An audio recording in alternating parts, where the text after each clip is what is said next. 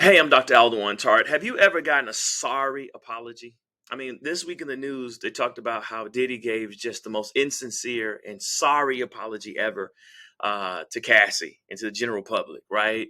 It was sorrowful. I'm gonna make up a word, right? But if you really, really want to know what actually encompasses a sincere, effective apology, maybe you've never heard one or you need to hear one right now. How many of you need to hear an effective apology, sincere from someone, and they have not gotten it done? All right. I'm going to tell you the 7 elements of an effective apology because some of you need to apologize to your spouse properly, your boss properly, the boss you need to apologize. It could be family members, it could be someone you're in a relationship with.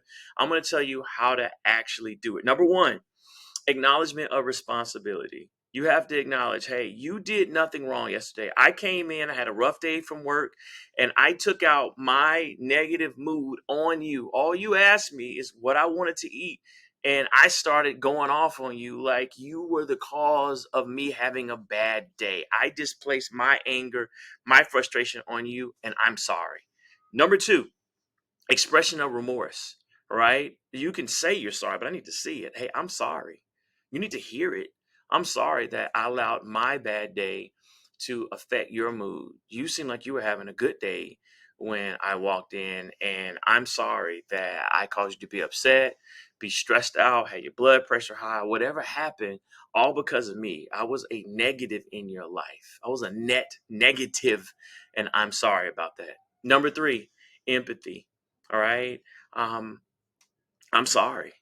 I'm sorry that I made you feel bad. And I wouldn't want anyone to make me feel that way, especially when I had not done anything to them. You were in the wrong place at the wrong time. And that's not your fault. That's my fault. And I'm sorry that I made you upset. And especially, and we had guests, right, in front of guests and the kids watch. And that had to be very humiliating and embarrassing. And the worst way to end your day when you were cooking me a meal.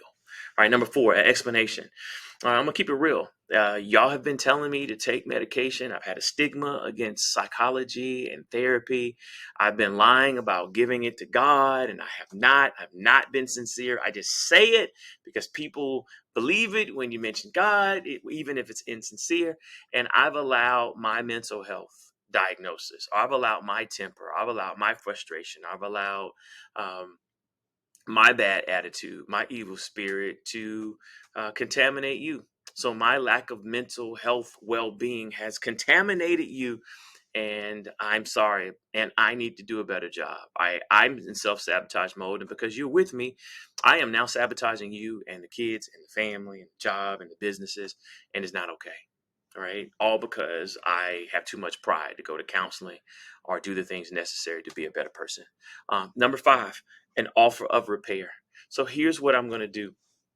All right, I'm going to apologize in front of the kids, person who was over our house. I'm going to either do it publicly on social media, or I'm going to send them a video, or I'm going to, if they're over the house again, I'm going to apologize for me being a jerk and me taking it out on you publicly and showing you no respect, no having no empathy, and allowing my negativity and my mental health issues and my bad habits of relating to people and blowing up whenever I want to, or when I get upset, or if I'm under pressure, I use that as an excuse. I'm going to apologize to them, even have to call each one of them face to face.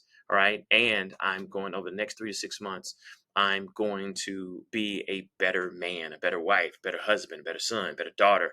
I'm going to be a better team lead to you. And you'll see that over the next 3 to 6 months. All right. Number six, commitment to change. All right. I've already signed myself up for counseling. I've already talked to the MD. I have an appointment on the 13th. I'm already looking into the side effects of medication and the efficacy because I need to do something. I can't say that I'm anti medication and anti-therapy and anti-getting closer to God, and then say, I want to be in a relationship with you and the kids. I'll be a great team leader, a great kid, or a great husband, spouse, friend, professor, or, whatever it is. I can't say that. All right. I'm going to actually have to be a better person to be a better person to you. So you don't have to remind me to go to counseling. You don't have to remind me to go to yoga. You don't have to remind me to go to meditation. You don't have to remind me to get in my word. Right. I already have a notification set up on my app, right, for what I need to do so that I can change internally, so you can see it in real life. And then number 7, a request for forgiveness. And so I'm asking you to forgive me. And here's the key I want y'all to get. When you ask for forgiveness, you're not entitled for them to forgive you, right? If it takes someone 2 months to forgive you, that's to the degree that you hurt them. You have to apologize to the level of hurt and then change your behavior. It's like a credit card. You can't run a credit card up $10,000 and make $1,000 payment and think that minus 9,000 is not on the account.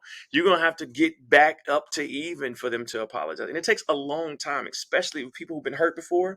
And then you come stepping on hurt before. Right, you cannot do that, right? So, and if it takes them a week to forgive you, don't get mad. Don't think you could do something egregious and say, all right, move on, right? Let it go. No, I get to have the feelings. I get to have the hurt to the level that you hurt me. Now, there is a limit. Like, you can't not forgive someone for life if they are repentant, if they have atoned, and then you don't have to forgive them.